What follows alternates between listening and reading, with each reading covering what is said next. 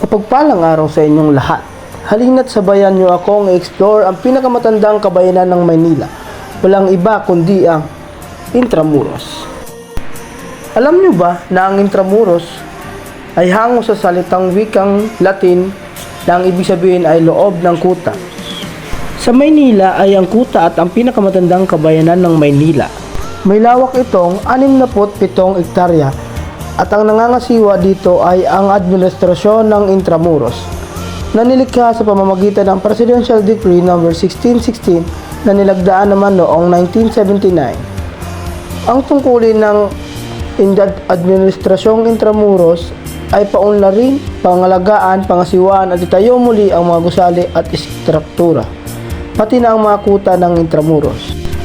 Tinatawag ding napapadirang lungsod ang Intramuros o sa Ingles ay Walled City. At nung panahon ng mga Kastila ay tinuturing bilang ang lungsod ng Maynila.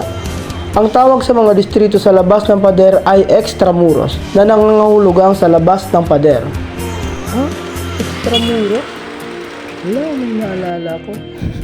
Joke na. Sinimulan ng pamahalaang kolonyal ng Kastila ang pagtatayo ng pader pangdepensa noong huling mga bahagi ng ika-16 siglo upang protektahan ang lungsod mula sa mga mananakop sa ibayan. Ang 0.67 km2 na nakapader na lungsod ay orihinal na matatagpuan sa baybayin ng Look ng Maynila, timog na pasukan ng Ilog Pasig. Ang Fort Santiago ang nakatalagang tagabantay ng lungsod, kung saan ang kuta nito ay matatagpuan sa bungan ng ilog dahil sa isang reklamasyon ng lupa na ginawa noong unang mga bahagi ng ika-28 siglo na atras ang mga pader at kuta nito mula sa baybayin. Lubusan na wasak ang Intramuros dahil sa pagbobomba sa labanan upang mabawi ang lungsod mula sa Pwersang Hapon noong ikalawang digmaan ng pandaigdig o yung World War II. Sinimula na pagtatayong muli ng mga pader noong 1951 kung kailan idineklara ang Intramuros bilang pambansang makasaysayang bantayog, kung saan isinasagawa pa rin ito hanggang sa kasalukuyan ng Administrasyong Intramuros. Sa ulat na Saving Our Vanished Heritage o sagipin ng ating naglalahong mga pamana, nilabas ng Global Heritage Fund noong 2010, nakatala ang Intramuros sa isa sa mga 12 mga pook sa buong daigdig na nanganganib, mawasak at mawala, kung saan nabanggit ang hindi maayos na pamamalakad at pagigipit sa pag-unlad. Ngayon ay tumungo tayo sa kasaysayan ng Intramuros. Kutang Maynila ng Kaharian ng Lusong. Noong kapanahunan ng Kaharian ng Lusong, ang kuta ng Maynila ay humarap sa laot ng Maynila at bumungad sa bahagi ng Ilog Pasig. Ang Maynila ang naging pinakamahalagang bayan sa mga Tagalog at Kapampangan noong taong 1570. Ang Maynila ang kinalalagyan ng kururukan ng kaharian ng Ladja at si Matanda at gayon din ang tahanan ng pamangkin niyang si Ladja. Mahalaga ang pag-aaral ng kasaysayan ng Intramuros dahil ito ay naglalaman ng yugto ng ating nakaraan na nakapagbibigay anyo sa ating kultura at lipunan. Ang pag-udlad at mga pangyayaring naganap sa Intramuros ay nagpapakita kung paano natin nakuha ang ating kasalukuyang identidad. Ang pagsusuri sa kasaysayan ng Intramuros ay nagbibigay daan sa mas malalim na pangunawa sa mga pangyayari tulad ng kolonisasyon, paglaban sa dayuhang kapangyarihan at ang pag-usbong ng ating nasyonalismo. Ito rin ay naglalarawan kung paano nakisangkot ang Pilipinas sa pandaigdigang pangyayari. Sa pamamagitan ng pag-aaral ng Intramuros, naiintindihan natin ang pagbabago at pag-unlad sa loob ng maraming dekada na may implikasyon sa ating pagiging Pilipino ngayon.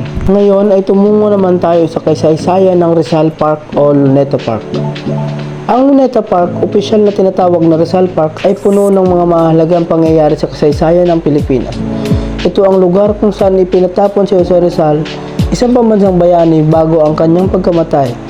Ang parke ay naging saksi sa mga kilos protesta at mahalagang okasyon sa kasaysayan ng bansa. At bukod dito, ito rin ay ang mga kasaysayang istruktura tulad ng Rizal Monument na nagtatangi sa kontribusyon ni Rizal sa pagpapalaya ng Pilipinas mula sa kolonyalismo. Narito ang ilang detalye ng kasaysayan ng Rizal Park o ang Luneta Park. Ang Rizal Park o Luneta Park ay mayaman sa kasaysayan. Itinatag ito noong 1820 at unang itinawag na Bagong Bayan. Isa itong lugar na parangal at puno ng kahalagahan sa kasaysayan ng Pilipinas. Unang pangalan. Ang park ay unang tinawag na Bagong Bayan bago maging Luneta at Rizal Park. Pagtatapon kay Rizal. Noong December 30, 1896, dito pinatapon si Jose Rizal bago siya bitayin sa Bagong Bayan na nagbigay daan sa pagbabago ng pangalan nito. Pambansang kilalang dambana. Ang Rizal Monument sa Luneta ay itinatag noong 1913 bilang pagpupugay kay Jose Rizal. Ito ay nagsisilbing sentro ng maraming pagtitipon at protesta sa kasaysayan ng Pilipinas. Mahalagang okasyon. Ang park ay saksi sa maraming mahalagang okasyon tulad ng proklamasyon ng kasarinlan noong 1946 at iba't ibang pagtitipon at parada.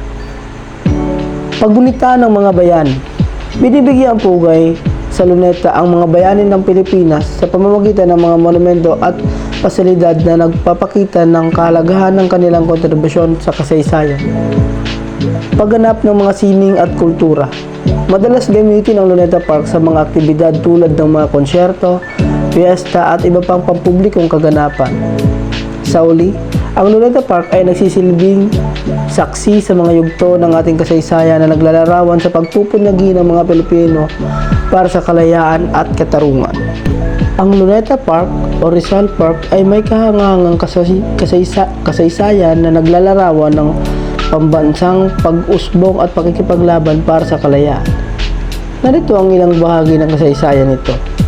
Simula. Itinatag ang Luneta Park noong 1820 sa bisa ng isang kautusan real na Gobernador General Mariano Rocafort.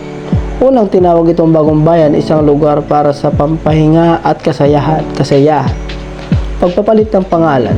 Noong 1950, inilipat ang pangalan mula sa Bagong Bayan patungo sa Luneta bilang pagsunod sa pangalan ng puwang kung saan ipinatapon si Jose Rizal bago ang kanyang pagbitiw sa buhay. Paggunita kay Jose Rizal.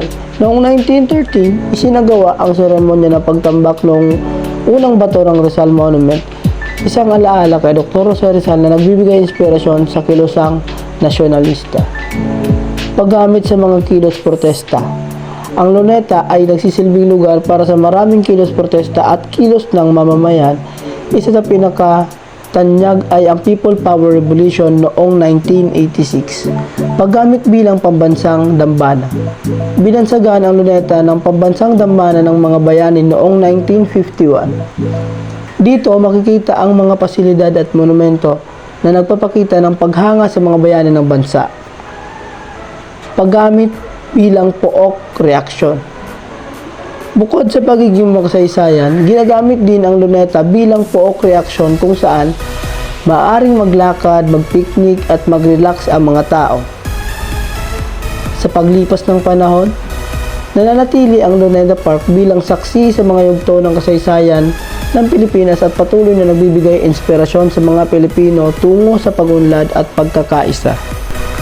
Mahalagang malaman natin at lalong pag-aralan natin ang kasaysayan ng Pilipinas sapagkat sa pamamagitan nito na ihahayag natin o may papakita natin ang pagrespeto natin sa mga yumaong bayani sa pamamagitan ng pagbisita sa kanilang mga monumento at sana lagi natin maalala ang kanilang kabayanihang ginawa para sa kalayaan ng mga Pilipino. At dito na po nagtatapos ang aking pagpapahayag. Maraming salamat po sa pakikinig.